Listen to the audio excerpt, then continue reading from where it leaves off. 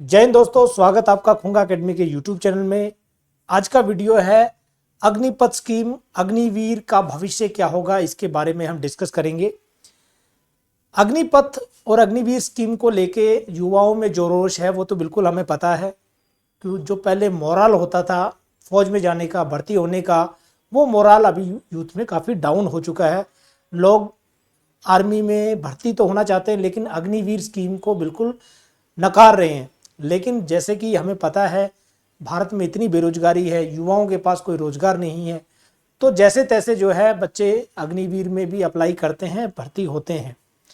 और काफ़ी सारे आंदोलन भी हुए, काफ़ी सारी कोशिशें भी हुई, बहुत सारे केसेस भी डाले गए, लेकिन सरकार ने जो है अग्निवीर स्कीम को वापस लेने से बिल्कुल जो है मना कर दिया है। बीच में चुनाव के टाइम वादे करते हैं कि इसमें हम कुछ बदलाव लेके आएंगे, लेकिन ये सब झूठे वादे थे, ऑलमोस्ट इस पर कोई काम हुआ नहीं है। तो अब जो है, अब फ्यूचर क्या होगा अग्निवीर का, उसके बारे में इस वीडियो में हम थोड़ा बात करेंगे। देखो, सबसे पहले चीज़ है अग्निवीर स्कीम में अगर सरकार वापस नहीं लेना चाहती है तो इसमें जो कुछ खामियां हैं उन खामियों को जो है थोड़ा दूर किया जा सकता है, जिन पे सरकार को जरूर कदम उठाने चाहिए और खासकर सेना को ऐसे रिकमेंडेशन देनी चाहिए। सेना ने रिकमेंडेशन दिए हैं लेकिन जो बाबू लोग ऊपर बैठे हैं, हो सकता है वहाँ से ये चीज़ें क्लियर नहीं हुई है। जैसे एक सबसे बड़ी चीज़ है ये 25%, 25% जो परमानेंट करने का जो स्कीम है उसको थोड़ा सा बढ़ाया जा सकता है, उसको 50% तक कर दें या 75% कर दें, तो ये एक विन विन सिचुएशन होगी अग्निवीर स्कीम के लिए। युवा भी फिर इसमें जो है थोड़ा सा बढ़ चढ़कर भाग ले सकते हैं। दूसरा सबसे बड़ी प्रॉब्लम है वो जो एज घटाई गई है ना, बाकी ट्रेड के लिए जैसे कि टेक्निकल, ट्रेडमैन और क्लर्क के लिए, उसको अगर 23 कर दिया जाता है तो काफ़ी फ़ायदा हो जाएगा बच्चों को, क्योंकि बच्चे 21 साल में एवरेज हो जाते हैं, उनको फिर चांस कम मिलता है क्लर्क के लिए, टेक्निकल के लिए या ट्रेडमैन के लिए। जीडी का बिल्कुल ठीक है, आप 21 साल तक रख सकते हैं, लेकिन टेक्निकल और जो क्लर्क ट्रेड है, ऑफिस असिस्टेंट जिसको कह रहे हैं, या जो ट्रेडमैन में पहले 23 साल होती थी, उसको 23 साल तक कर देने से जो है काफ़ी अच्छा एक ये बेनिफिट हो सकता है युवाओं के लिए। थर्ड जो इसमें एक बदलाव जो मुझे लगता है किया जाना चाहिए, वो बदलाव है वो है छुट्टियों के लेके, है ना। जैसे कि अग्निवीर में जो कैंडिडेट एम्प्लॉय होता है या रिक्रूट होता है, जो भर्ती होता है, उसको पूरे साल में केवल 30 दिन की छुट्टी मिलती है। और अग्निवीर की पोस्टिंग भी दूर दराज तक है, जैसे कि कोई नॉर्थ ईस्ट में पोस्टेड है, कोई जम्मू कश्मीर में पोस्टेड है, कोई साउथ में पोस्टेड है ना। जब साउथ का बंदा जम्मू कश्मीर में है तो उसको वापस आने में ही, छुट्टी जाने में ही 2-3 दिन का सफ़र लग जाता है, और सैलरी उतनी है नहीं जितनी होनी चाहिए, तो वो एक बड़ी प्रॉब्लम है। तो वो 30 दिन को छुट्टी को जो है एटलीस्ट जितना रेगुलर सोल्जर की छुट्टी है उतना उसके बराबर अगर कर दें तो ये भी एक अच्छा जो है डिसीजन हो सकता है, अग्निवीरों के पक्ष में हो सकता है। तो ये 3-4 चीज़ें हैं। जैसे कि सबसे पहले हमने इसमें बात करी वो है कि जो कैपिंग है उसको 25% से बढ़ा के 50% या 75% कर दें। दूसरा, जो एज क्राइटेरिया है क्लर्क में, टेक्निकल में और ट्रेडमैन में, उसको पुरानी तरह से 23 साल कर दिया जाए। थर्ड जो है छुट्टियों को थोड़ा सा रेगुलराइज करना चाहिए, मतलब उतनी ही की जानी चाहिए जितनी पहले होती थी। चौथा, इनकी सैलरी को थोड़ा सा बढ़ाया जाए, क्योंकि सैलरी काफ़ी कम है, 30,000 है, उसमें से भी कट जाएगी, है ना, उसमें से 10% कट गई तो बचा कितना, है ना।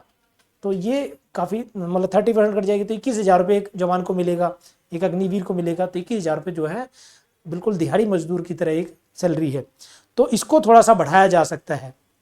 नेक्स्ट थिंग जो है, अब अग्निवीर जो आएंगे उनको बाहर आने के बाद जो बशोर होनी चाहिए।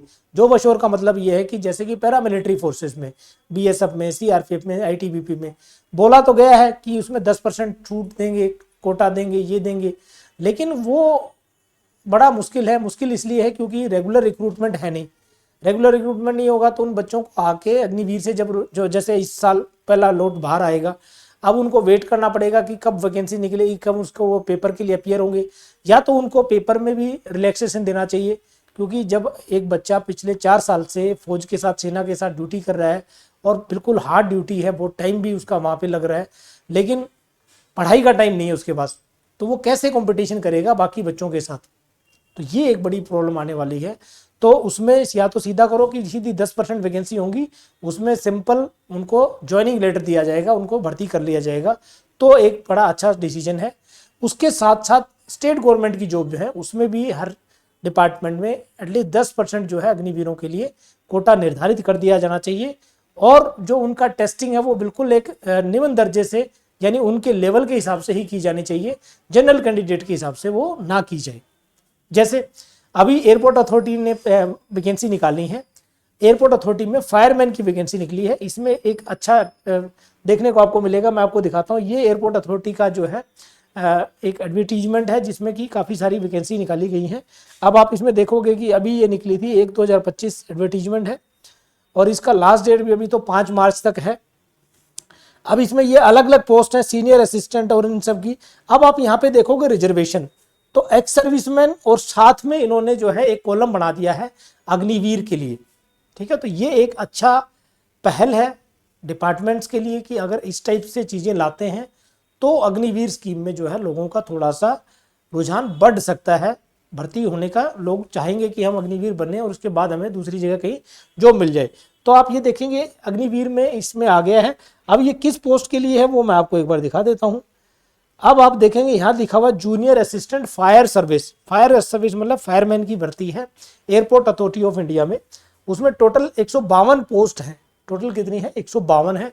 उसका 10% अग्निवीरों के लिए रिजर्व किया गया है, यानी 15 पोस्ट किसके लिए रिजर्व की गई हैं? अग्निवीरों के लिए की गई है। तो अगर इस प्रकार के पहल अगर करती है सरकार या डिपार्टमेंट, अगले जो भी रिक्रूटमेंट आएंगे उसमें अग्निवीरों को 10% छूट या 10% सीटें उनके लिए रिजर्व कर देती हैं, तो अच्छी स्कीम हो सकती है अग्निवीर को। नहीं तो जो सुधार एटलीस्ट हमने जो रिक्वेस्ट किए हैं या जो सेना ने भी मांग की है सरकार से कि ये चीज़ें हम इसमें चाहते हैं, उनको जल्दी लागू करें ताकि जो ये भर्ती का नोटिफिकेशन आए इसमें ज़्यादा से ज़्यादा युवा जो हैं अग्निवीर में या आर्मी में भर्ती होने की कोशिश करें। तो ये मैंने एक इन्फॉर्मेटिव वीडियो लेके आया था। आपके जो कमेंट्स हैं वो आप कमेंट बॉक्स में लिखते रहें, और उसके बाद जो है जो उस पर बेसिक आपका मतलब कोई क्वेरी होगी उसका मैं जवाब देने की कोशिश करूँगा। तो ये वीडियो में इतना ही। अगर आपको वीडियो पसंद आता है तो हमारे चैनल को लाइक करना है, सब्सक्राइब करना है, और ऐसे ही हमें मोटिवेशन देना है ताकि ऐसे ऐसे वीडियोज हम लाते रहें। तो आज के लिए इतना ही। Thank you.